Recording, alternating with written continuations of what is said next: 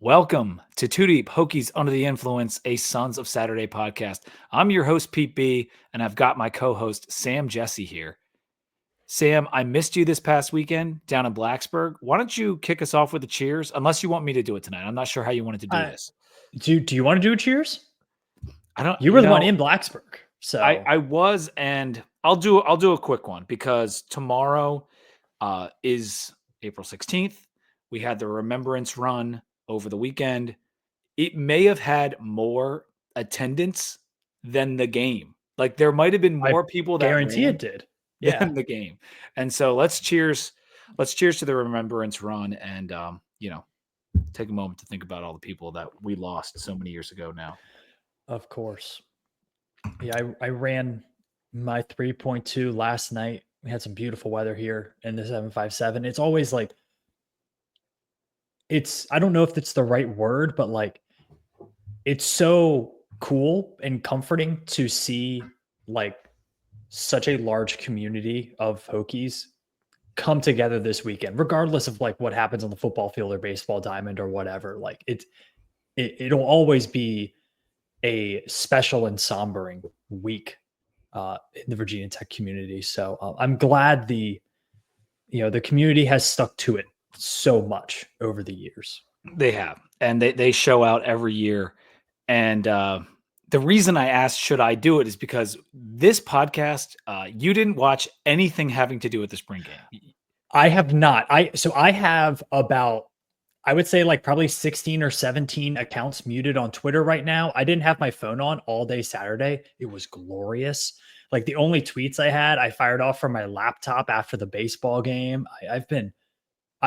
I know nothing. And that's why. So we have a Google Doc for tonight. Sam's going to kind of run the show when we get into the spring game because he's going to essentially interview me about what happened. And that's kind of how we're structuring this one. So the roles are going to be a little bit reversed. But I did want to just mention a couple things about the weekend. I feel like we'll do that. I've got a couple news and notes, and then we'll get into the actual spring game itself. But there is a post-game show in your feeds on YouTube. Sam, I think I learned my lesson. No post-game shows unless there's a very low amount of alcohol being drank. I can't believe that didn't go as well as you thought it would. I haven't watched it because I didn't want to hear anything, but yeah, the issue was, and this is the main issue, it was freezing out. And so because it was so cold, there was bourbon flowing. I was up on Chicken Hill where Stephen Wright has his tailgate. Stephen, Nate. I was hanging with Dan, Brian Siegla from Boundary Corner. Obviously, he did the show with me later, but everyone was up there. Clark, Ricky LeBlue. There was a gang up there. Karen, so many cool people. And I just was getting into the bourbon table. And I personally get something called bourbon brain where it affects me so much worse than beer. It's kind of a joke between me and my wife. She's like, you got bourbon brain again, because like I can drink a lot of beer all day and probably be all right. If I dip into the bourbon, it gets a little sloppy. no. I mean, I feel like most people are like that with like cheap tequila. If it's like the non-agave based tequila, it's like 2 shots and they're done for the night. So, but hey, at least you had a fun weekend, dude. And you got to stay warm somehow.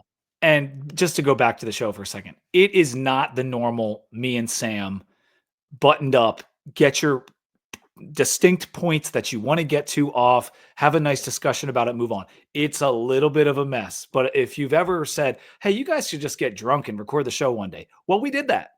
we did that down in Blacksburg.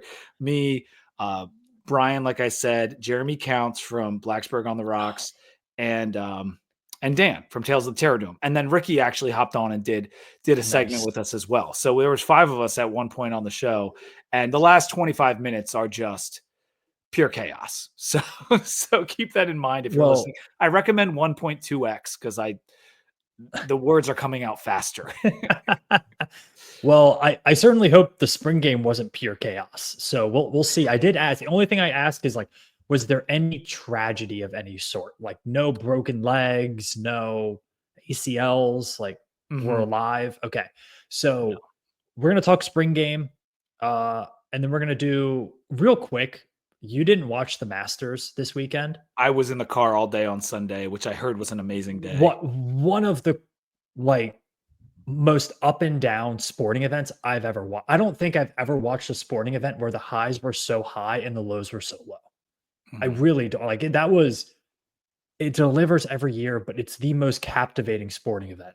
And it is edge of your seat. And I know some people, if you don't play golf, you maybe don't get it or you maybe not into it, but like there's nothing like it in sports. In any sport around the world, there's nothing like the Masters. And congrats to Rory. That was an awesome Masters Sunday, and it was a great Masters weekend. And then we're going to talk diamond sports towards the end of it. The Hokies just picked up a really nice non-conference win on the road at East Tennessee State. So first off, I want to get the vibes check of the town of Blacksburg. What was the weekend like? What were the bars like? Where'd you go? Because the bar scene in Blacksburg is a bit of a talking point here over the last few months. It is. And I actually sent a picture to one of the threads that we're on together. I think you were on it still. And it was like 5:30 on Saturday. And the Sharkies line was already like down the street. And that aside, there was kind of a dichotomy between the game feeling and the weekend feeling in general, because the weekend was fun as shit. Like it was so much fun. People everywhere. There was a lot of parents in town, like with their kids, students, in addition to all the people that were just down there to watch the games. And so it was crowded, but depending on when you got to the bars, like during the day or whatever, I didn't really have a huge problem getting in anywhere before the spring game. Like if you wanted to go to Sharkies at 11, you could go on to Sharkies at 11, sit at the bar, have a beer. It was fine. Well, not 11 at night, 11 in the morning. Pete, most bars aren't crowded at 11 a.m. Just to let you know. Well, it just was a busy weekend. If you were looking to get lunch or something, there could have been, people. But definitely lots of people everywhere. The tailgates, there were tailgates. It was lighter than typical. Like I said, I was up on Chicken Hill, but the tailgate scene was maybe better than the actual stadium scene, because when you got into the stadium, there was no one in East stands. They blocked off the East stands. I didn't know they were doing that, but you literally couldn't go sit over there if you wanted to. That's why the pictures looked the way they did for the most part. That being said, there was less people there than normal. Like maybe 15, 20,000 at the most. West stands was, I said on the other show, maybe 75% full, but it's probably closer to 60% full. And then the south end zone had people in it, but obviously close to full. So a lower crowd, much lower crowd than the year before, much lower crowds than many of the times I've been in Lane Stadium for any spring game or anything else. It kind of reminded me, Sam, of, remember that Marshall game that got rescheduled in the fog at the end of the year? I remember Tech playing it. I don't really remember the game, but I remember Tech playing it. Yeah. All I remember, like what I was trying to get at is the crowd was kind of reminiscent of that. Yeah, I think Andy Bitter, the one thing I saw from Andy Bitter when I started kind of unmuting people is he said it's a lot like AAA baseball. Attendance is weather dependent. And I do think that was part of it. I can imagine a lot of people were on the edge, saw the forecast and said, "Ooh, see in the fall." And let's address the elephant in the room of the cost to go to the game, because it wasn't just the cost of the ticket, it was parking. And I think I texted someone, I was like, "Oh, can I park my car up on Chicken Hill for the tailgate?" And they're like, "They're charging." And so that, it's not like I was not going to go to the game, and that cost in general wasn't going to keep me from the game. But if you had a family of 4 and we're thinking about going and it's cold and it costs money, I think it kept people away. Like it absolutely kept people away. Yeah, and I get the charging money thing. Like I understand where we're at in college athletics now, and I'm not gonna, it costs money to put on that event, and you gotta at least try to break even on that and stuff. So I understand that, but it's not inviting people to come when the weather is not great. And maybe they were expecting the lower crowd by having East stands cut off. Like they didn't want to have to operate all the concessions, and I totally get that. But here's the thing: if you're going to charge people, the first year you charge people, you're going to shut down East stands. Like so 2 things. the timing on charging people, it may have not been the best year to do it. I'm behind the idea, but you have to understand, like we've talked about the vibes, we talked about the disappointing last year. It might have not been the best year to do it. The second thing, kids should be free. Like Oh, kids I under don't 10 get me should be started, free Pete. Don't get me for the spring started. game. Now, paying for a kid for a regular game Oh yeah, that's it. But down to like 2 years that's old, that's fine. that's not in the Virginia Tech athletics playbook. So we can just leave that. But yeah, we don't have to talk anymore about the fees. Those are a couple things that were, I thought, affected the crowd. Was the cold, and Right. it was cold, man. It was like a November game. It was under 40 for most of the game. I mean, Evan Hughes was saying on the baseball broadcast that the second game of, I assume the third game against Florida State, which was Sunday, there were like 5 or 6 balls hit by Tech hitters that died right at the warning track. And he was like, warmer day, that ball's gone. So definitely didn't seem like a great weather day in Blacksburg. Tough for Pat Finn, the spring being the best season in Blacksburg guy. That's a tough one, Pat. Yeah, that's tough to face, especially after last year was so beautiful for the spring game, and this one was the exact opposite. Just 2 teases before we get into the game. We're going to go over like the Nico thing a little bit later, and Yep. a couple of ACC notes regarding the portal, and then the article from On3. Me and Sam are going to address that after the game. We're not going to go too into it tonight, but we're going to address it, and maybe even a little recruiting update, some basketball, and that kind of stuff. But make sure you like the video and make sure you're subscribed to the Sons of Saturday if you're watching with us on YouTube. And of course, subscribe to the podcast feed if you're not already. So, I wanted to say one thing about the post-game show too. I hung out with a ton of people after the show who came up and said they really like the show, Sam, that they listen every week. Guy stopped me in the bookstore, says he listens every week. So to all the people we're hanging out with at the Maroon Door after the show, the day before, that came up to us and said, what's up? I really appreciate it. I'm not going to start naming names because I will undoubtedly leave someone out, but trust me, I remember our time after the show at the Maroon Door, you guys. It was a blast, and I really do appreciate all the kind words. It's the best feeling. And just to have somebody that even first off listens to us, and then second to people who are kind of like coming back and supporting us, it's truly unreal, so big thank you to all the Two Deep fans and Sons of Saturday fans out there. For sure. All right, Pete. 1 sentence headline for Virginia Tech spring football in 2025. Just if you had to put 1 sentence to it.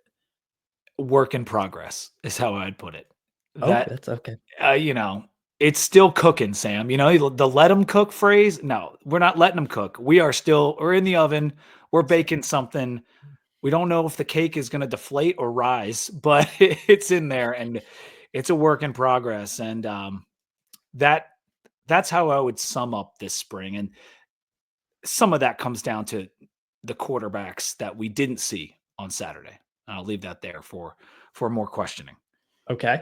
Yeah, I mean, that's kind of how, even without spring game, I feel like that. Like, and I think the cake analogy is pretty good because, like, you don't know if it's going to turn out. If you're like, braising a piece of beef, like, it's going to be good. This cake could suck. It could not work at all. We don't know. So that's pretty interesting. We love talking about him. Last year was PJ Prelude. Who was it this year? The spring game Heisman Trophy winner. I'm going to give it to Aiden Green, not only because of what he did in the game, but because of the spring he had and all of the praise that he's been getting. He did throw a touchdown pass in this game, Sam. Oh, okay. Aiden Green threw a touchdown pass, and he was the leading passer. So he was the leading passer in yardage, and he just one? Just one pass. So that kind of gives you an idea of how it went. So we did not have drones, as you know, but Pop also did not play. Okay, well, I guess I'll take him off the players to highlight. Pop didn't play because apparently he had a soft tissue thing happen to him. Okay. Wednesday of last week, or last Tuesday is what Price said. So that was a bummer. Like, we basically walked into the stadium and learned that. And I told Billy this on the phone, and I said it during our live show. as I walked into the stadium, I heard like a younger fan behind me saying, like, "Where's Drones? Like, where's Kyron Drones?" And I was like, "Oh, poor buddy. You're not going to see him, and you're not going to see Pop." So we saw a lot of young quarterbacks Okay. out there on Saturday. All right. That's fun. But good to hear about Aiden Green. You know, he's a guy who's been so talked up for so many, like, for so much time in Blacksburg. Mhm. And Brent Pry has gone out of his way to say, like, this is his team. Like, he's one of the guys. He's been here a while. For We've sure. recruited him. He's making plays. He's vocal. So awesome for him to have a great spring. Like, I think Tech needed that. When we had Go Colby ahead. on, did we talk about the format being offense versus defense? Yes, we did. Okay. We So did. there was Okay. a scoring system. I'll just let the listeners know. Regular scoring system for offense, but on defense, it was 7 for a TD, 4 for a takeaway, 3 for a fourth down stop, 2 for a 3 and out, 2 for a safety, 1 for a stop, 1 for a sack, and a slash TFL. So they kind of had a tiered system for various stats so the defense could score some points. And I'll tell you the winner, Sam, defense won 50-21. Okay. That's pretty predictable. I think a lot of programs across the country are doing that. Like I saw Utah put theirs out today and I read through it and it was like fantasy football scoring, right? Like that. So that makes sense. And I think it's probably the best way to go. So that's It interesting. was a depth thing. Like Mhm. once obviously we were missing 2 quarterbacks, but there's other guys that didn't play. Like there was no Benji Gosnell out there. There was a lot of Oh, guys well, who damn. Like if they had a you came off scrape, too. Sam, they didn't play in this game. So Oh there was man. plenty of guys that were out there, but that's how it is every spring game. Like they kept Yeah. a ton of guys out last year, if you remember. Yeah, they did. They did. And most you expect them to, right? Like if it's any sort of risk here, you expect them to. So we talked about kind of the format, two new coaches on team, offense coordinator, defensive coordinator. Were you able to see anything about the scheme for either side? I'm going to guess offense was very vanilla, but defense, I kind of expect to be a little more interesting. No. So Okay. the you talk people like that phrase vanilla. They even said it on TSL show. Like it was not vanilla. It was plain yogurt flavor. Like, there was nothing. There was no edge blitzes. There was no like they did they did a trick play, which I said I resulted in a guess that's how touchdown. It Aiden was a Green got throw it. from Okay. Aiden Green to Cam Seldon. Cam Seldon got in the end zone on that pass. And he was wide open and he caught it and scored. But otherwise, there was just base formations front and back early in the game. I'll give you this before we kind of get into some of the players. 2 defensive takeaway touchdowns, 2 Okay. defensive touchdowns early in the game. I think it was Keldon Ryan, but one of the quarterbacks rolled out, fumbled the ball. Like, and that's 2-hand touch for the QBs, but just fumbled the ball before anyone touched him. George Balance picked it up, ran it into the end zone. All So right. Johnny on the spot for George Balance, who's going to be one of our depth pieces at linebacker. And then the other Mhm. defensive touchdown was Dante Lovett, pick 6 There we on, go. on a ball that was thrown to Chance Wiggins. And he kind of bobbled it, went to the ground, and then like in the bobble, popped it right up to Dante. Now, in a Okay. real game, it might have hit the ground, but regardless, it stood. Dante got the ball, ran it into the end zone. So the defense got on top early. Those were both in the first quarter. Mhm. Okay. So we had some plays on defense. It sounds like one of them was a pretty easy scoop and score, but good to see that we had some stuff on defense. Defensively, the talk about the 3 high safety look, some different stuff with the DBs. Did it look anything different than what we kind of expected? Did we see a 4-2-5? Did we see 4-3? Or were we just all over the place? 4-2-5. It Okay. was essentially 4-2-5 the entire time. And I thought the secondary looked good. I'm not Okay. so sure about this safety playing here, this safety playing there. I can give you some of the stats and some of the things that I saw that I liked. As for the formation of it, it was essentially a 4-2-5 thing. And the linebackers and the secondary, I both thought played a pretty darn good game. And that's not to say that the not anyone on the D line didn't play well. There was some stuff there, but I told you about Lovett getting in the end zone, but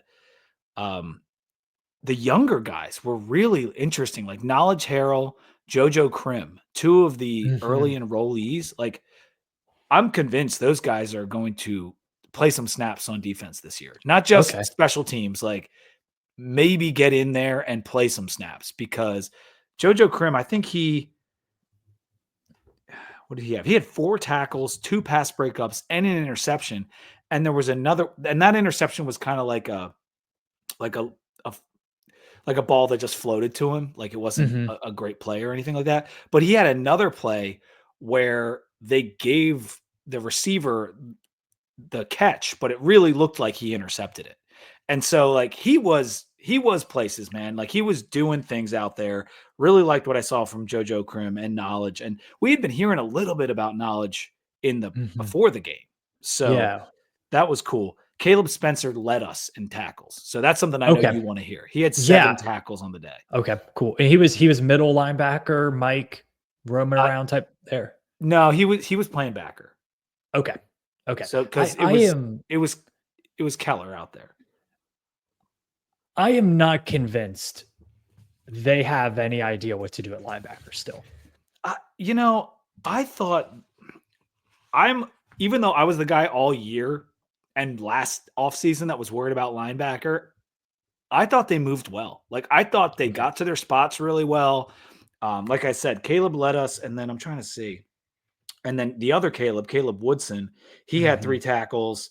Clatterball got in there for 3 tackles. Like, you saw a lot of these early enrollees, and that kind of tells you exactly what I was talking about. There were guys that sat out, and then we saw some of these younger guys step up. I'm trying to see if, Keller also had 3 tackles, balanced with 2, and like I said, the scoop and score. So I liked what I saw from the linebackers. I liked what I saw from the secondary, but with what the quarterbacks were, that's what they should have done. I mean, we had 2 early enrollee quarterbacks, because we saw Keldon Ryan and we saw AJ Brand, and then Davy was playing, which Davy hopped in the portal today. I don't know if you like 2 hours ago. Yeah, I saw that. I wasn't expecting that, to be honest. Well, maybe not right now. I don't know. I kind of was. Okay. And I think one of the, if this is your second year in the program and you're clear number 3, and the guy who's the backup has a few years of eligibility left and seems pretty committed to the Hokies, like, I think the writing's on the wall there for that one. So that kind of makes sense. But yeah, that's one thing with the spring games is, like, how much are these coaches actually getting out of it? Because, like, I would hope you look good against the 4th string quarterback versus 2nd string receiver. Like, let me put it to you this way. Okay. I told you that Aiden Green led us in passing yards on one throw. Davy was 2nd with 7 of 11 passing, none of which were obviously lighting it up. They didn't go very far. He totaled 51 yards, but he had more completions than Brandon Ryan did combined. And so so if you're thinking about what we saw from quarterbacks in the spring game, top was our wide receiver. 2nd was the guy who just hit the portal. And the 2 guys that we expect to play weren't even in there. And so let me just talk about because, like, that doesn't paint a beautiful picture, man. And we didn't see a lot in the passing game that was great. I think Ryan had a 43-yard run. There was a lot of running from the quarterbacks. You can tell. Dan said it on our post-game show. We are a dual threat quarterback school. Like, that's what we've been traditionally, and that's what we're going to continue to be based on these guys. And Ryan had a little scamper. AJ Brand, though, I thought looked bigger than I expected. Like, he was bigger than Keldon Ryan out there. I thought Keldon, because you remember in his recruiting, like, we're hearing he's 6'4", like, he's tall. Yeah, we heard things like, it sounded like them talking about William Wallace and Braveheart. Like, he's 7 foot tall and carries 3 axes with him. Well, listed on Hokie Sports, they're both 6'2", and Brand has 15 pounds on Ryan, and you could see it. Like, you could see that size on AJ Brand, and he ran for a touchdown, did Brand. So that was cool. So they both ended up, I think they both ended up with a touchdown. I'm trying to see, because one of them threw a pass, because I believe Give me 1 second. I believe Aiden Green also caught a touchdown pass. Okay. Yeah, he So threw he's one. definitely the spring game Heisman. Yeah. And he caught one. Yes, that's correct. And Okay. I think that might have been from, I'll figure it out. But it was from one of the younger guys. It wasn't from Davy, I don't think, but I'll check. But yeah, man. I mean, it was by and large, we saw a lot of nothing offensively. The running backs gave us, like, from just like fun play standpoint, the running backs did gain some yards. Like, we had 400 yards rushing or 400 yards of offense, and most of that was rushing on the day. Braylon Bennett got in there. I think he led us. Okay. Marcellus Hawkins also ran the ball quasi effectively. But my takeaway from the running backs was just more of like, and we saw Tyler Mason too. He had 42 yards and 0 negative yardage plays, which was nice because the other two guys both had negative yardage plays at different points. But we need Terrion Stewart. Like, we need him to come in and we need him to be good. RB1, day one. That's what I'm thinking. Yeah. First play of the game, nice little 32 inside zone. Yes, beautiful. Yes, indeed. Beautiful. I already know the play call. Beautiful. Okay, because as like we talked to Aiden Green, we talked running backs, talked a little bit of Caleb Spencer. I still think like Caleb Spencer, how they input him into this, defensive lineup, I think that's one of like the X factors of this season, specifically for the defense or maybe for the whole team, because like you gotta figure out the middle of your defense. You got to figure out that middle layer. And you had a linebackers coach on there, a legendary linebacker who's been promoted. You have another linebacker coach in Sean Quinn. Like, you got to figure it out. We have more linebacker coaches than linebackers who play in the game. So like, we got to figure it out. James Jonkum, who has become one of my personal favorites on this team. He looks like a freak in all the right ways. He just has so much energy when he talks. Is he a good football player?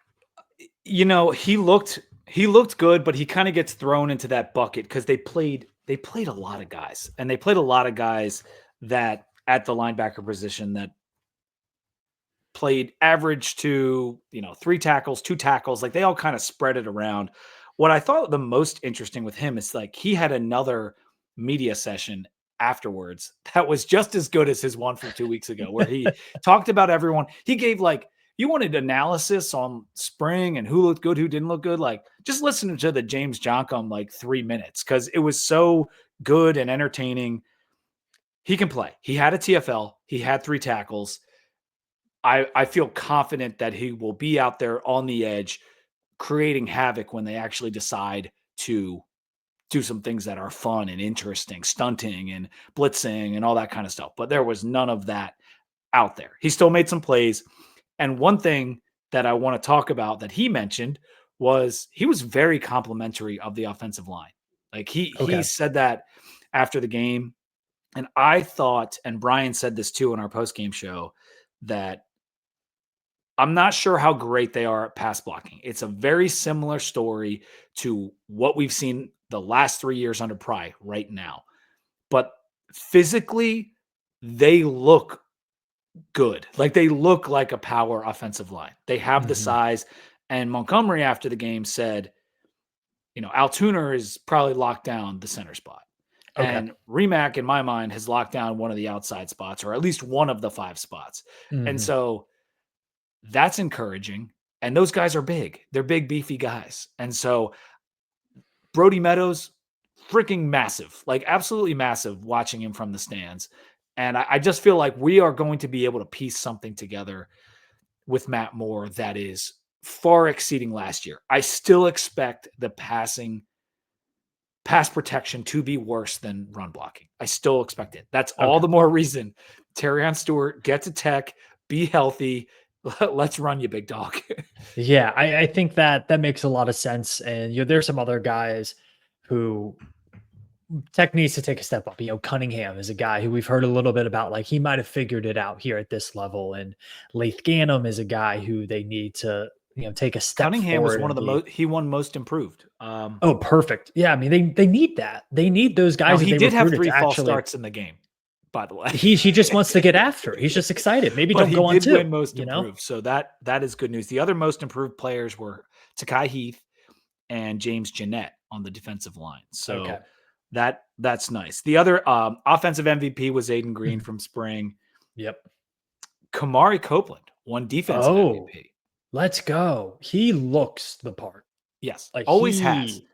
And one thing that Price said, like an NFL guy, in his post game was him getting injured allowed him to kind of sit back and learn not just the playbook from last year, because that's going to change a little bit, but like learn how to play college football at this level, like learn how to be on the field, get you in the right position, like learn the plays, quite frankly. And so he ended up winning the defensive MVP. So that's encouraging because we need him. We need him to be disruptive. And Price said exactly that. Like he has been disruptive. He was out there on Saturday. And so that kind of really checked a box for me because the People's loss is so big. Oh yeah. Well, I mean, in Kamari Copeland's a guy Tech was really excited to get. Obviously an athletic specimen. I mean, he can run, he can squat 600 pounds. He's got big, long arms, like clearly has the work ethic to play football at this level. And to have him, playing what else did we see? Did we see Ben Bell on the offense? I don't think we would have seen Ben Bell. Ben Bell did not play, although Price said he will be good to go. What did he say? It was cleared for summer. And cleared for summer. And Price said he practiced half of the practices before he got whatever he got, but he has been cleared for summer. So that was an update on him. I think I got Drones had his procedure last Wednesday. That's the only last injury news. So that's done. He can start healing and rehabbing and all the rest of that. Awesome. Well, that's all I had for like the specific players to look at. Let me mention Caleb Woodson. He won Strength and Conditioning Award. The Tech Tough Award is what Caleb Woodson won. And he was out there. He made some plays. I think I mentioned it earlier. I think he had a couple, maybe 3 tackles.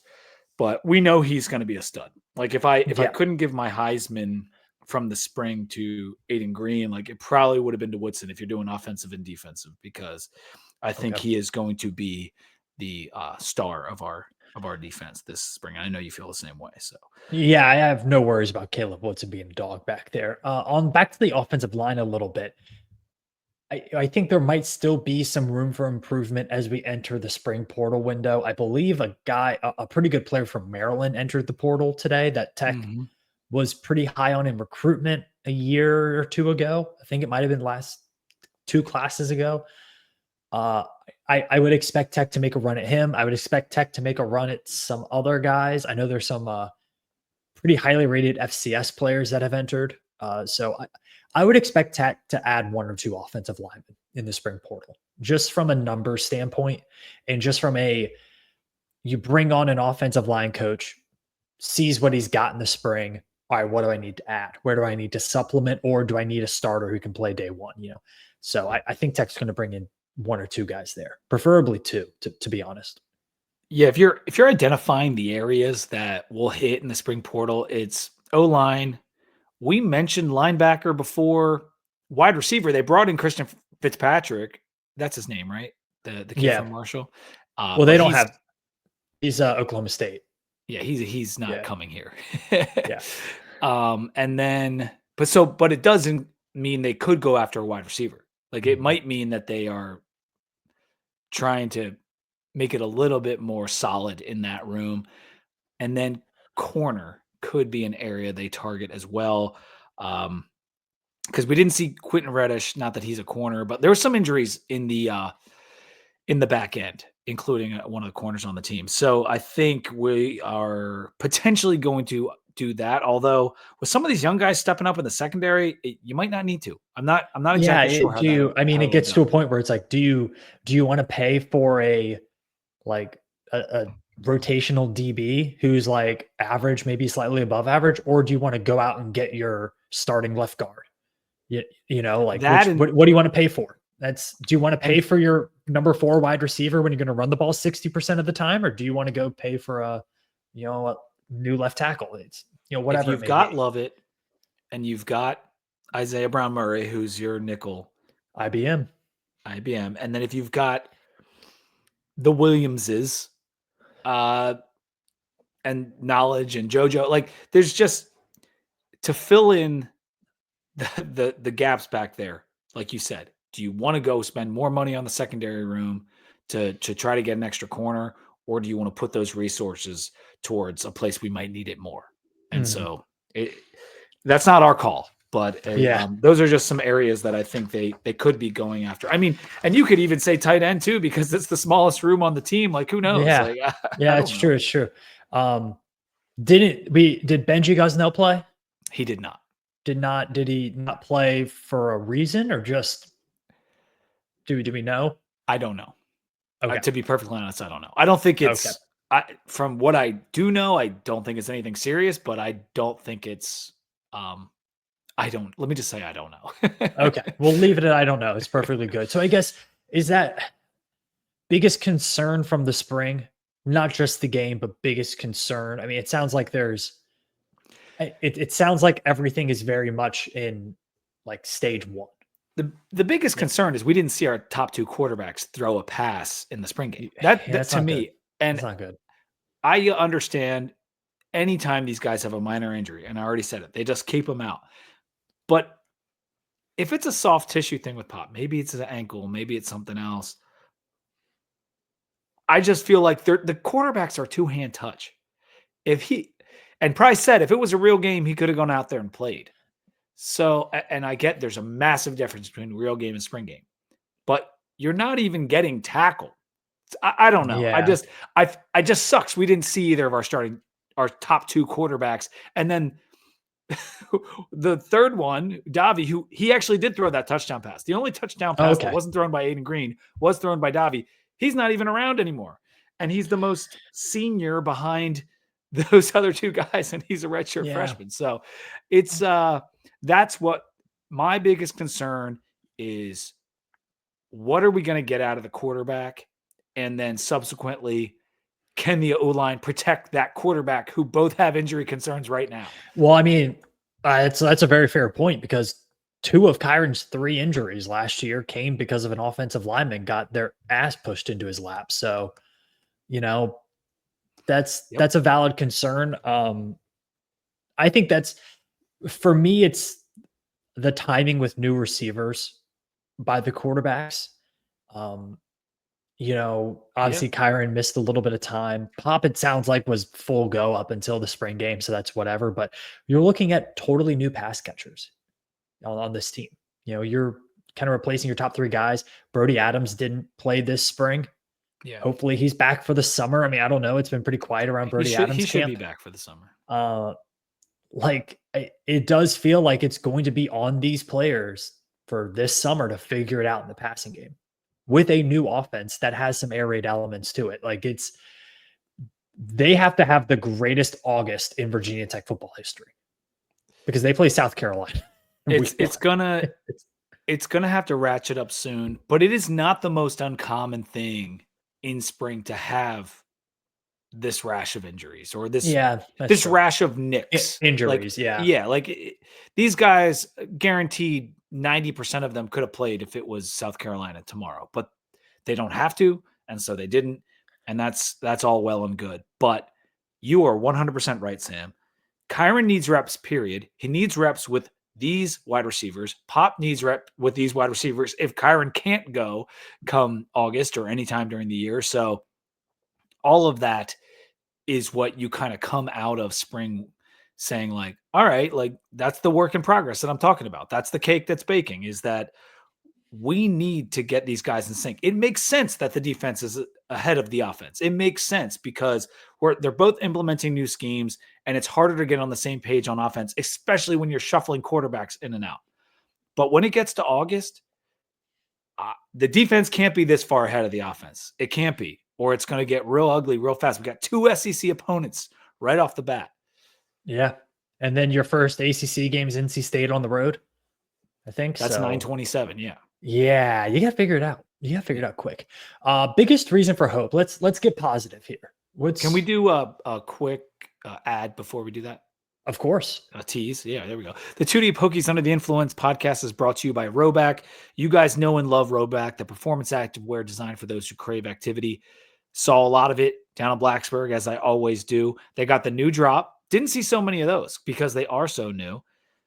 Make sure you use code 2DeepVT at roback.com, or, go there on your phone. Check it out. They got hoodies, tees, the quarter zips, and of course the polos in so many different ways. Stuff for your wife, your girlfriend, a lot of ladies stuff on there too. So go to roback.com, load up your cart, and use code 2DeepVT to get 20% off your order. Roback, crave activity.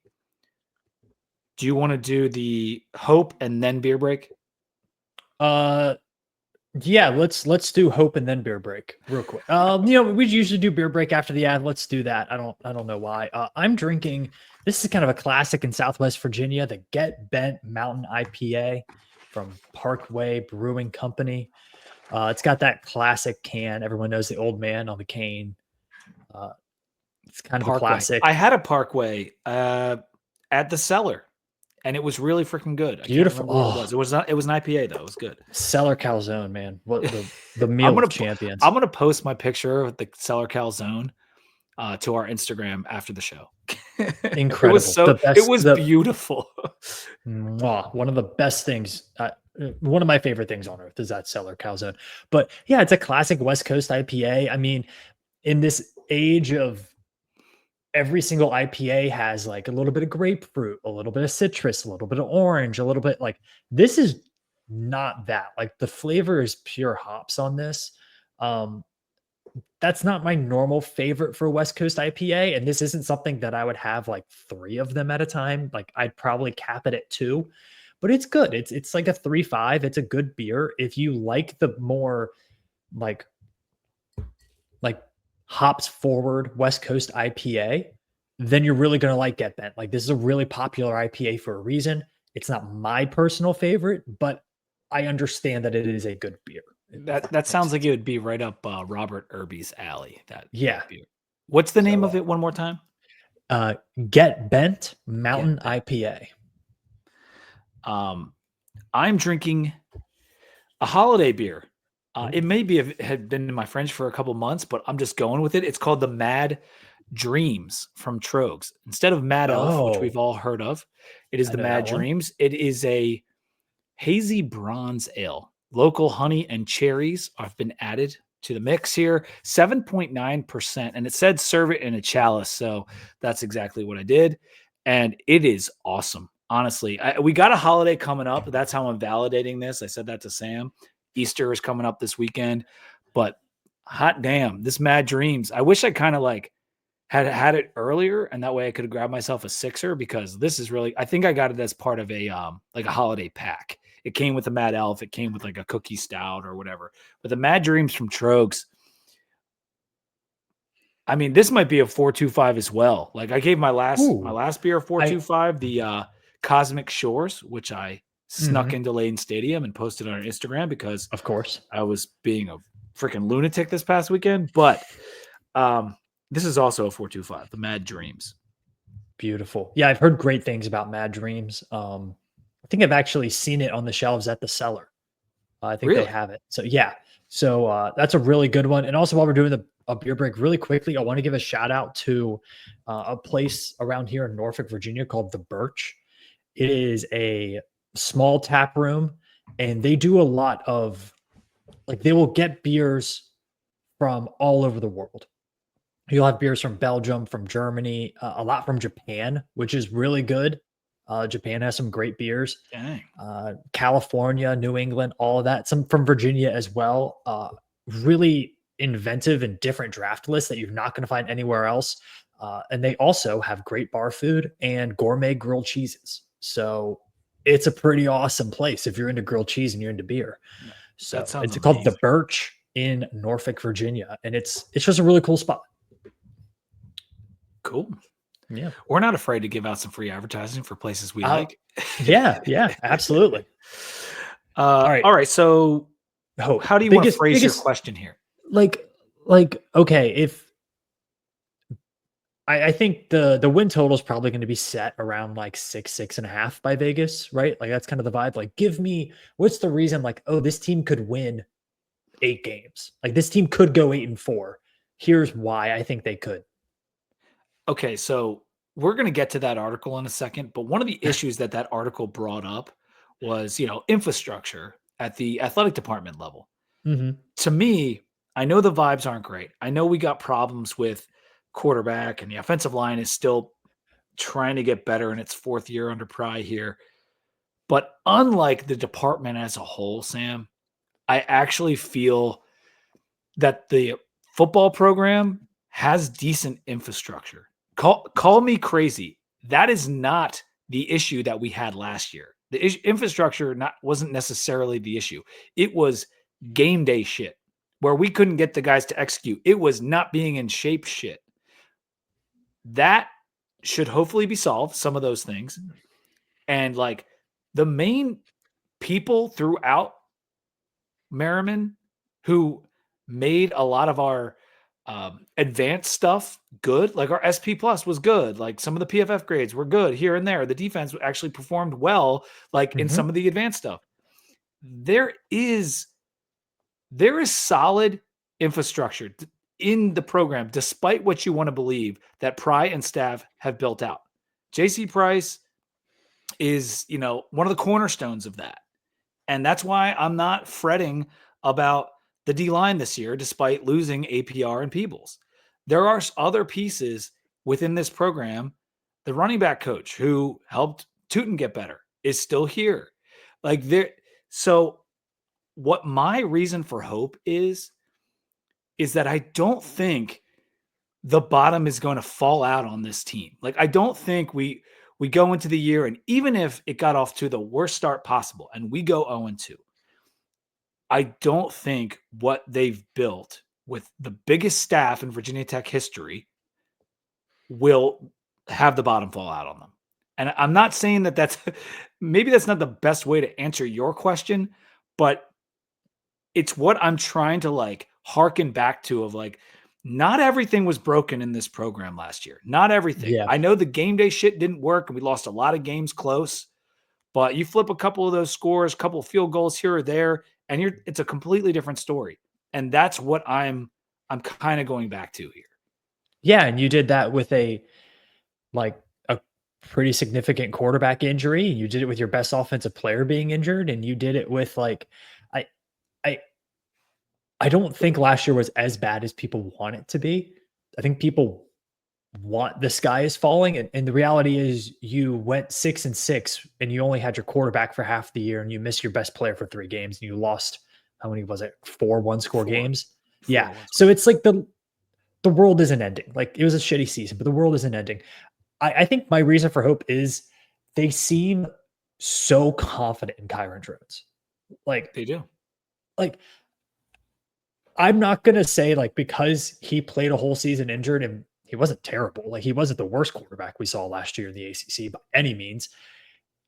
I'm not gonna say he can't play. Like they still really like this guy. They're willing to pay him. Like they're gonna pay him a pretty handsome penny to be the quarterback of this team. They feel really confident in him. And he looked good in practice. Colby was there most days and was like, the guy looks good. Like he looked really good. I don't think we can forget that this dude is an absolute freight train that has a pretty good arm that is consistently, we feel like is getting better.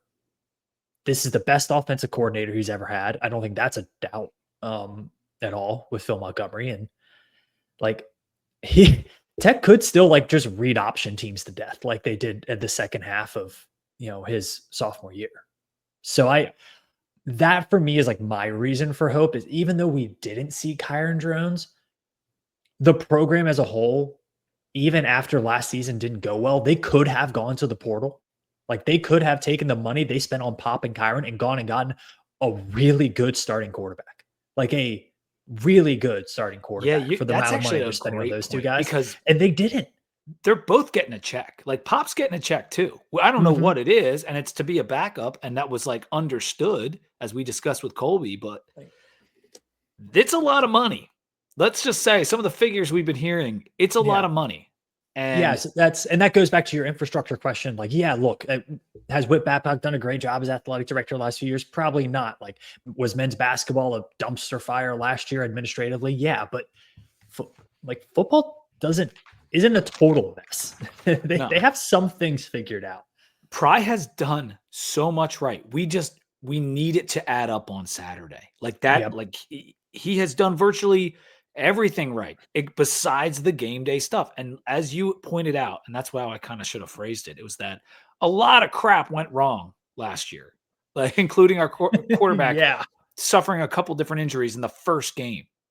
Yeah.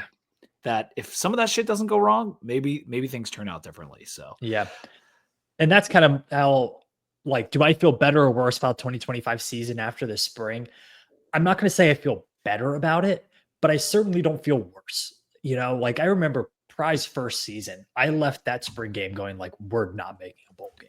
Like this team's bad. It was really obvious watching that team. I don't feel that way after hearing what I have heard from you, from Colby, from other people in the program about what has happened this spring. And what I was talking about was the infrastructure that stayed over. The 4 coaches we hired, it will remain to be seen, but I believe them all to be an upgrade. All of them to be an upgrade over what we had last year. Yeah. I mean, I don't think that's really I mean, Sam Cephas is a bit of a question mark because he's a younger guy who hasn't done and it he might be my before favorite one, Sam. this level, but he might be like he might be crazy enough to get through. Like that might get him pretty far. Yeah. So I wouldn't say I'm like last year I was like 10-2. This team could challenge for a playoff. I'm not saying that this year, but I'm certainly not saying like 3-9. Like I think the floor it's a pretty solid floor for me this year. And that kind of leads into my general thoughts about spring football. This is maybe more of a college football discussion, but a few media sessions ago, I asked Brent Pry, I was like, you have 2 coaches in Deion Sanders and Fran Brown trying to play each other, trying to scrimmage each other here. There's a ton of talk around the country about the validity of spring football now, especially with the transfer portal and, guys not wanting to get injured because all of a sudden we're paying them a lot of money. Like, what do we do here? And he got a few other questions about that. And his thing was like, look, this is about developing our younger guys. That's how you build the better program, is those early enrollees, the freshmen, the redshirt sophomores, like getting those guys the reps here in the spring, and then just like tinkering with some of your other star players, making it through to summer, like unscathed. I think this is almost his exact quote, but like if it's good for Virginia Tech in the spring, like we're going to look at it, whether that's scrimmaging another team, if the NCAA ever allows that, whether it's like just playing all of our stars in the spring game, whether it's just playing young guys, like they're going to do what's best for them that spring. And I think in general, college football has gone to this way where your star players are frankly worth too much, not only to your team in the wins and losses, but monetarily are worth too much. And spring ball it's for your freshmen and sophomores. That's it. Like if you're a redshirt junior and you still need crazy reps and stuff, and we still don't know what you have, you probably don't have it at all. So this is for the younger guys. That's fair. I think that's where this is going. Robert Irby is going to write an article on this on SonsofSaturday.com and kind of talk about how they obviously need to change the calendar with the transfer portals. It's a joke, and it's one of the many, many issues that we're about to get into with Nico. But I think spring football, how it was a decade ago, is just not realistic. And coaches don't want it. Players don't want it. Outside of that one Saturday where half of your stadium might be full, I don't really think fans want it that much either. Maybe not, but we are constantly asked for money from the programs and the NIL collectives, that it's nice once in a while to have a reason to go to Blacksburg, drink a little beer, and have a little fun. And if you cancel the spring game, I'm not coming down to watch the baseball team. Like I love the baseball team. I'm happy for them, but I'm not driving 7 hours to go watch a baseball team. I want to come down and party for a tailgate and go to the spring game. Yeah, I agree. I think it's I would, what would you say? Like, okay, let's say they had a big glorified scrimmage on August 17th. Or let's say they had a preseason game against Richmond August 17th. Would that be more interesting to you as a fan? And we see it like, what's the preseason week that most starters play? Like week 2 usually. Yeah, I think the third week is third, maybe. Yeah. I think my answer to that, Sam, is no, it's not of more interest because of where the spring game is on the calendar. It's smack dab in the middle of, I miss football and football's really far away. By the time we get to August, it's like, oh, I'm going to Atlanta in 2 weeks. I don't need to go watch them play Richmond, So that's why the spring game is so perfect where it is. Because it's a reason to get to Blacksburg right in the middle of when you have no plans to be in Blacksburg. And but I just feel differently about it because I always think of the spring game as from the community aspect. Like, even though the game was way low down on the tiers, we didn't see Hendon Hooker go 9 of 9 this year. Like, some of the fun spring stats that we've seen over the years. Ryan Willis, like 350 yards of passing that one time. Yeah. Right. We didn't see Caleb, who's the kid a couple years ago? Looked like Randy Moss as wide receiver, and he didn't even play wide receiver that year. Yeah. And even Grant Wells throwing a few touchdown passes and Pop Watson having a long bomb 2 years ago. We didn't see any of that. But I don't have any regrets because I got down there and I got the boys were back in town. Absolutely. As Thin Lizzy likes to say. Last one. What if it was just a regular practice and they just had it on Worsham Field and you just watched regular practice? If they surrounded it with the golf tournament and the Edmonds luncheon and yeah, sure. But that's kind of what it was. Like, would you pay $10 to watch like JC Price absolutely like lay into a guy for missing an assignment? Probably would. I would. If I could be in the Beamer barn and watch him just like yell at people for an hour, that sounds great. That sounds more entertaining, to be honest with you. Okay, that's enough spring game talk. I'm glad. I can't say they made it out unscathed because it seems like there are some injury issues, but I am,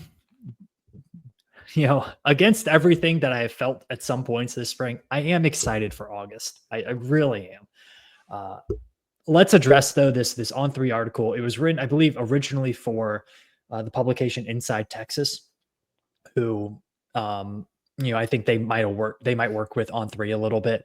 And it felt kind of weird as a Tech fan catching a stray from a Texas beat writer. Like, don't you have better things to do? You're a national title contending team for like the third straight year. Yeah. Let's come back to where it came from and why later, but they torched us. Like, they torched flamethrower our athletic department over a period of at least 15 years. Like, it really went back to like, the middle of the 2000s that they were kind of targeting in terms of like when we should have started doing more. And that's what really this evisceration came down to, is that they said, we failed to capitalize on our success of the 90s and the 2000s. And there's a counter to that, just in that from the historical perspective, we never did anything close to what we accomplished in the 90s and early 2000s. That 20-year period or whatever it is so special and so impossible in the eyes of people who are Tech fans prior to 1995 that deserves credit.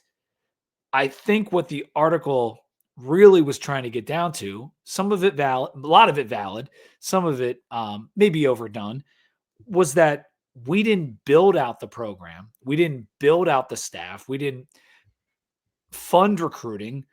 Our Hokie Club efforts weren't enough over the time period when we were very good. And we didn't do enough to level up this program. And I think it's hard to disagree with that, Sam. Yeah, no, it is. Look, it's been talked about. If you're listening to this show right now in April, Like, you're probably well aware of the fallacies that happened even during the Beamer years and then just right after the Beamer years as well. And, Tech didn't have a modern infrastructure after, I'd probably say after the 2010 season. Once the money really started to pour in and, it became more about when the switch happened between it was all about facilities to it was all about coaching salary. Virginia Tech didn't adapt to the coaching salary very well. And then as they were trying to And catch more up on the specifically, the coaching. salary pool, right? Like the Mhm. pool for his assistants and Yeah, so on and and so then forth. and then that switch, they were trying to catch up to the coaching salary part of it, and then the switch happened from coaching salary to player salary. And then Mhm. Virginia Tech all of a sudden said, "Oh shit, we're like 5-6 years behind all of our peers." And that is really what happened. I thought the article did it did its research.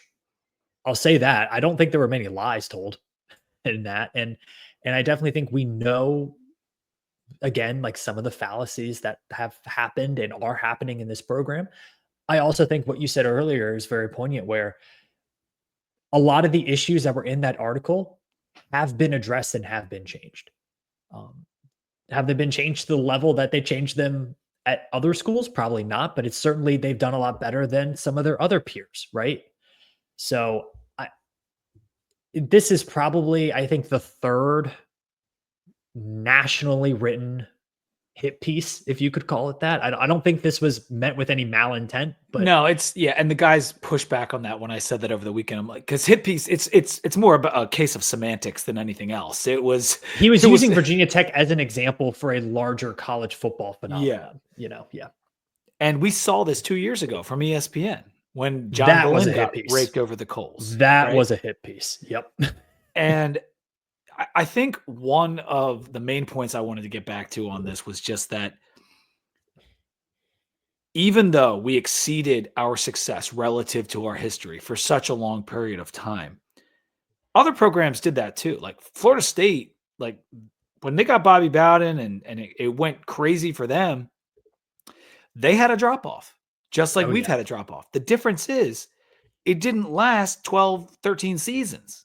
It lasted a handful of seasons, and they started to pony up and do this and do that. And I know they're coming off a bad season now, but like they went 13-0 2 years ago. They won a natty in 2013. Like they Mhm. came back from the Bowden thing with, they fell off and they came back.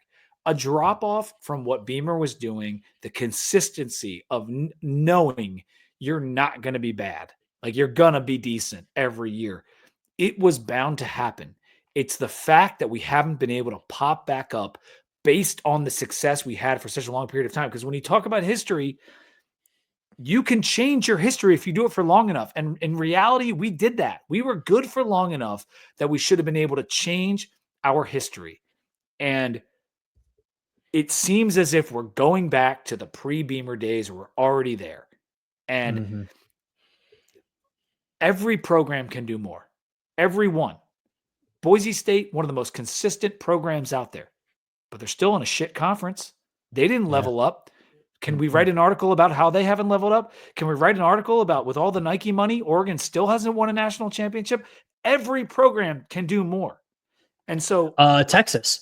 Texas, but Hello. they have popped back up now. It took them They a have. while since Mac, but they did. Well, I wanted to point that out. So post Colt McCoy, Texas 2010 to 2022, 12-year span, includes COVID, but whatever. 98 and 72 overall. That's less than a 58% win percentage for the largest and most lucrative athletic department in the country. Virginia Tech from 2012 to 2024, that 12-year drop off, 89 and 77, 54% win percentage. Not the largest athletic department in the country, like probably revenue size, probably half of what Texas has. These things happen in college football, but like you said, while Texas just had to find the right guy and they found Steve Sarkisian and immediately popped up, like I don't think the immediate pop up is on the horizon for Virginia Tech like it was for Texas, Because we couldn't obviously. afford to have this long of a layoff. Texas Mm-mm. could afford to Could. have multiple They years left could. because they can keep pouring money into it and just try Mhm. again and try again. And we don't have those kind of funds. We're still paying Justin Fuente. on a Dude, finance we're gonna deal. be paying Justin Fuente until 2040 or And something we like that. don't have the ability to fire 4 coaches before we get it right and expect to compete where we were. And Yeah. so, yes, it happens to programs. FSU after Bowden, Texas after Mack, Penn State after Paterno. A little bit of a different situation, but nevertheless, he aged out and they had to build it back up, and they have. And they're going to be one of the favorites for the national title this year. And us and Nebraska, and there's a handful of other schools that have fallen off over the years that are just not getting back. And it is because of failures. And it sucks because the difference between us and Nebraska, yes, they had a higher high with Tommy Frazier and all the things that they won. But we are in a fertile recruiting ground. We get Pennsylvania, we get North Carolina, we get Virginia, we get a lot of the South, some of New Jersey. Like, we should be better than we are. We should be better than Nebraska based on where we sit in the country. Like, that shit matters. Like, that's a huge disadvantage for them because without their strength and conditioning program and the entire state of Nebraska funding their program for 5 decades, they aren't what they are. They're never going to be what they were. Most likely, they'll never be what they were. Well, since drug testing was invented, we they're could definitely get not back going to based be. on where we sit and the fact that our alumni are getting to an age where they can pay. Because when our alumni base expanded, all those people, I've said it many times, Sam, they're getting to their 40s. I just got into my 40s, 50s, and so on and so forth. Over the next 5 to 10 years, Virginia Tech alumni will have more money than they've ever had by a large margin. And we need to capitalize on it. Yep. You got to win the game. You got to win it. Like, it all boils down to winning the games on Saturdays. And that's what Tech has. Like, Tech has had a lot of failures. The number one failure has been not winning games on Saturdays. And that game, like, it's almost unfair because this season was always going to be a bit of a rebuilding season based upon graduation and guys going to NFL early, right? Like, it was always going, like, 25 was always going to be a bit of a rebuilding season. That game against South Carolina is so much bigger for Virginia Tech than it is South Carolina. Oh, yeah. It is like this, like South Carolina, it's not even a top half big game of their season. For Virginia Tech, like, it's this game. And I think you don't get these opportunities a lot if you're Virginia Tech playing in the ACC. Like, you just don't get them. That's definitely a conversation I want to have as the offseason goes on, is the difference in what it means for Virginia Tech to win that game and lose that game and what it could do for our program. It's gigantic. It is absolutely gigantic. And I'm not even talking about the Beamer storylines with Shane, playing his former team where his dad coached, the legendary Frank Beamer. So I still find the timing and the source of that article weird. I don't really understand why now, why them. Like, I don't. Okay. As a fellow college football sicko, I can definitely see somebody like walking their dog one evening and then just thinking like, geez, what the hell happened to Virginia Tech football? Let me go down that rabbit hole. That's just how college football fans work. It's not his fault.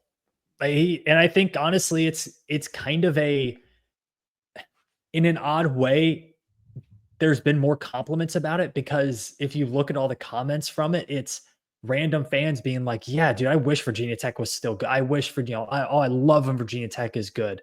Like, you don't get that sentiment when like Tennessee has a bad season. Everyone's dancing on their grave, or everyone's dancing on Michigan's grave when they don't. There's a little bit of like, a feisty upstart to Tech. Yeah, like, I think nationally, like, it's there's a bit of a nationally, college football fans want Virginia Tech to be good. And I think Virginia Tech, I don't know if they're going to get back to 8-10 win seasons in a row, but I don't see 6-6 forever. I really, really don't. They're going to figure it out eventually. I certainly hope so. Speaking maybe of this like season, the source of it and the timing, there was a series done on Split Zone Duo. I believe they were the ones that did it, where they were going over programs that basically fell off and why. And they did a Nebraska like podcast, and it was really excellent. And they had a Nebraska writer on and describing like the history of Nebraska and why they got so good and all this kind of stuff. And then why they aren't so good. And I'm sure the Nebraska fans are like, why are you making a podcast about this? But it was excellent. It was, I recommend it. It was called something like something colors, like tarnished colors, or like there was a more catchy name than I can come up with right now, but it was really good, and Split Zone put it out. But anyway, should we move on to basketball? A couple notes on basketball. Let's move. Diamond Sports. Couple notes. I'll do Diamond Sports real quick. Tough weekend. Tough weekend. I tweeted it out last week. It was a bad weekend to get Florida State. They were angry. They played angry. That's the difference between a team who is a really beat up team that's like NCAA regional level versus a team who just got one of their best players back and is an Omaha team. Like Florida State's a national title contender. They're very, very talented. They played really well. Tech hit out to the warning track a lot. Couldn't get guys across home. Pitching was really good. Bats just didn't show up. Good for them, though. They turn around. Really tough road game against a very good East Tennessee State team. Got a big win tonight, 11-4. That's awesome. Bats looked really good. Bullpen looked really good. Probably relieved not to be playing one of those Florida State arms, man. Yeah. Well, I mean, ETSU, like this is a team that beat Tennessee. They have a series win against Pittsburgh. Like they're a very good team. And you know, Tech handled them really well. They are a very injured team though, and I'm a little bit worried about that. So they have UNC at home this weekend, another top 25 series. No rest for the wicked in the ACC, and then softball just keeps winning. I don't know what else to say. Yeah. So in terms of the weekend on the Diamond, they canceled it out, right? Like baseball got swept. Notre Dame got swept by us on the softball Diamond, and we are still tied for first in the ACC, 36-5, Sam. First of all, they've already played 41 games, which is completely insane. But they've clinched a spot in the ACC tournament. Not that there was a doubt. Emma Lemley got a golden ticket from the new professional softball league, which means she's going to be drafted. This is all new. Like I know really nothing about this other than what I read online, but it means that she is going to be a draft pick, probably a top draft pick. In this new softball league. It's awesome. Like they're a very, very good team. And I've talked to people who are covering that team and have covered that team for a couple years. And they're like, no, this is different because they've always been very good. But they said this team is like the consistency game after game is really, really impressive. How do you win 17 softball games in a row? Like that's what they've done. That is so crazy, dude. It's the longest streak in the nation. I mean, it's really they're really, really impressive. They're really impressive. Hokie Hoops got a transfer, pretty good one. Isaiah Pasha, guy from Delaware.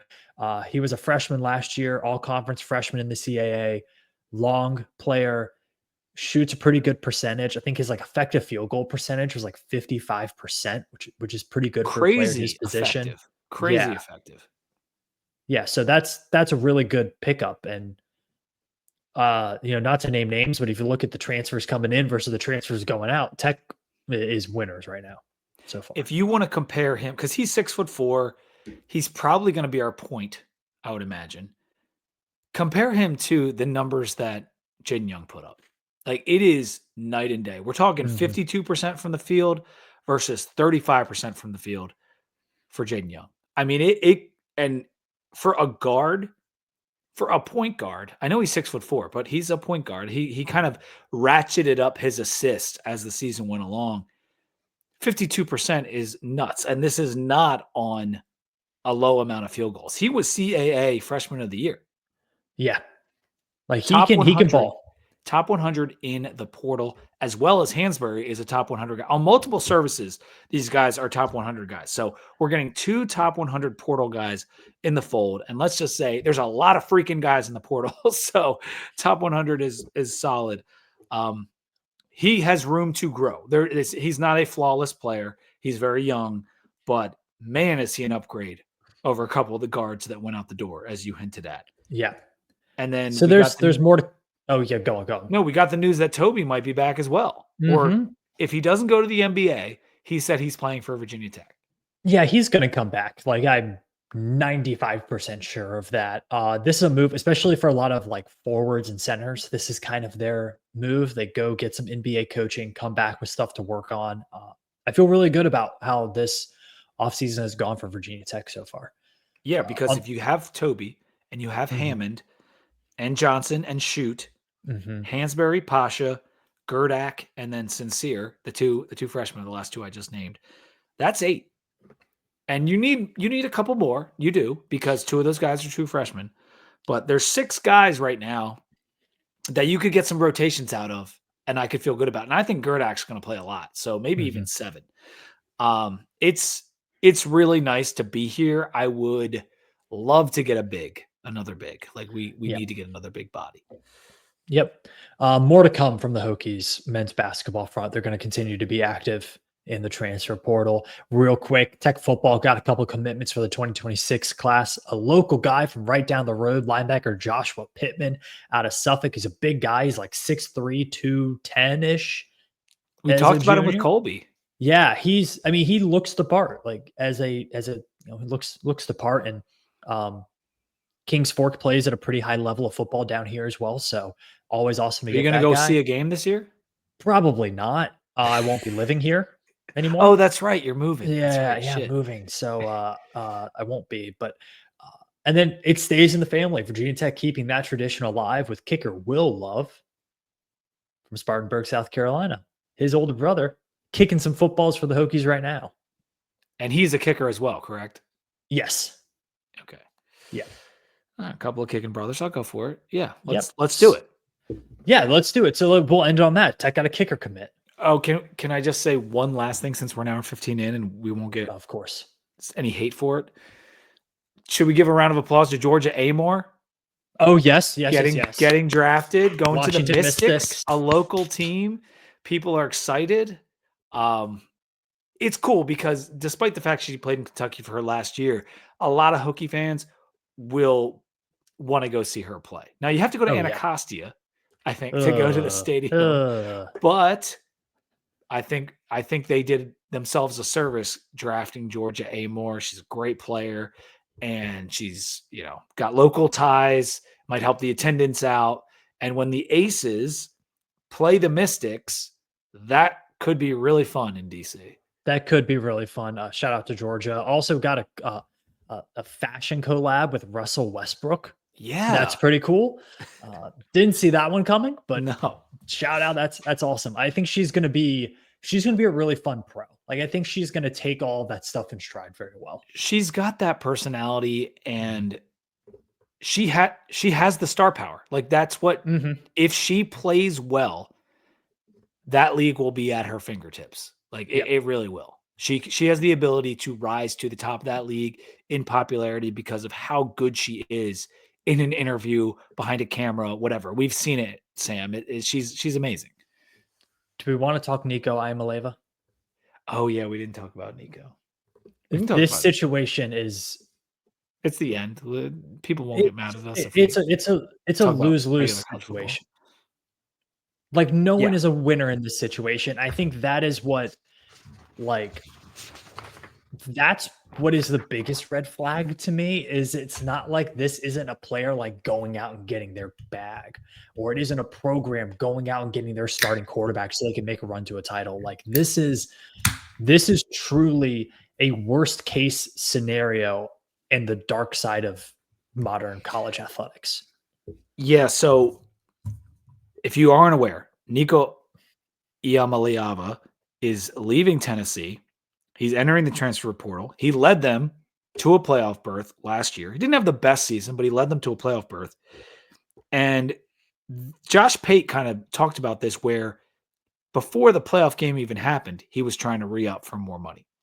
Then it heads to spring practice. He again is trying to re-up for more money. And this is not unique to him, because I think he did this in his recruitment too. And so do you have something to say about that? I mean, the state of Tennessee went to court to be able to pay this guy as a recruit. Like that's the level we're talking. And I mean, he was never committed to the University of Tennessee at Knoxville. He was committed to the bag.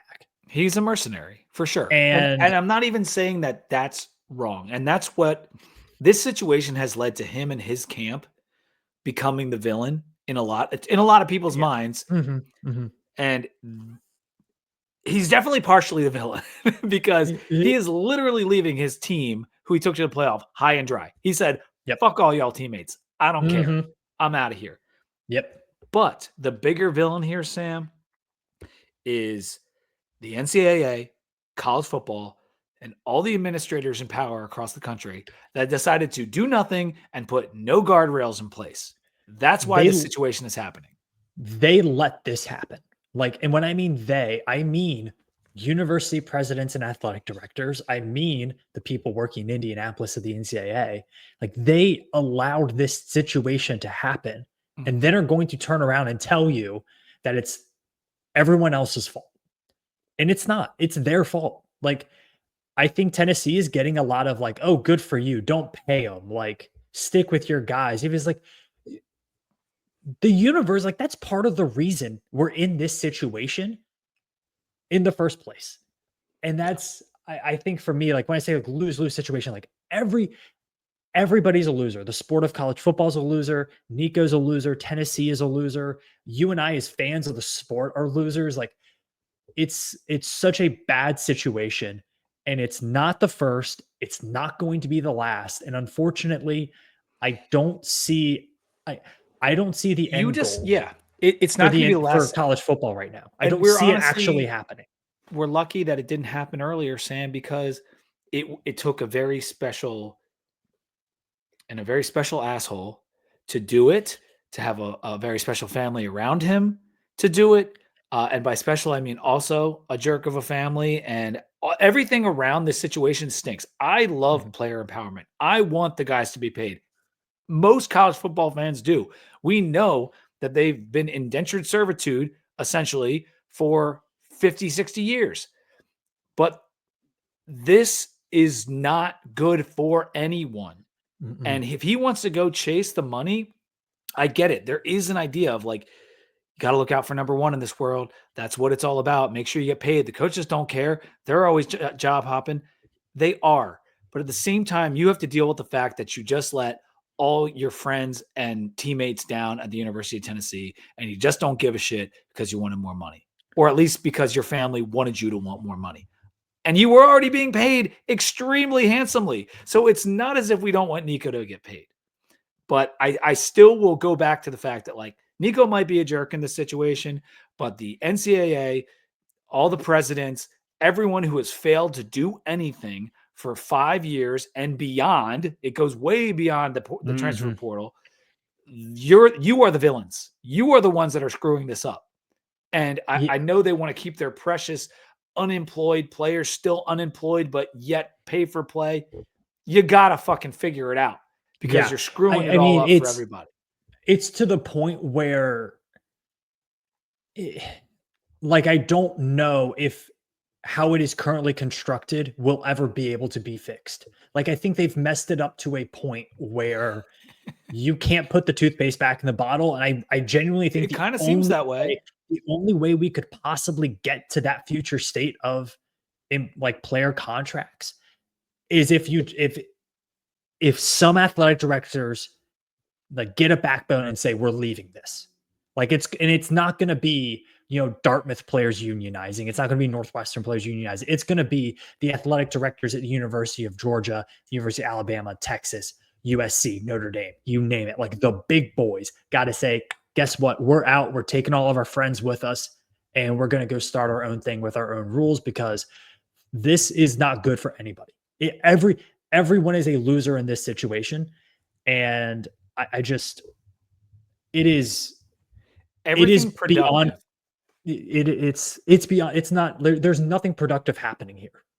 And everything productive that has happened in college football, whether it's the BCS or getting a playoff, a 14 playoff, and then getting a 12-team playoff, every single iteration that's happened has been against the will of the presidents and the commissioners. They never wanted this. If it was up to the presidents, we'd still be playing individual bowls on New Year's Day, and we'd have disputes about the national champion. They have pushed back every step of the way on everything that is forward thinking forever.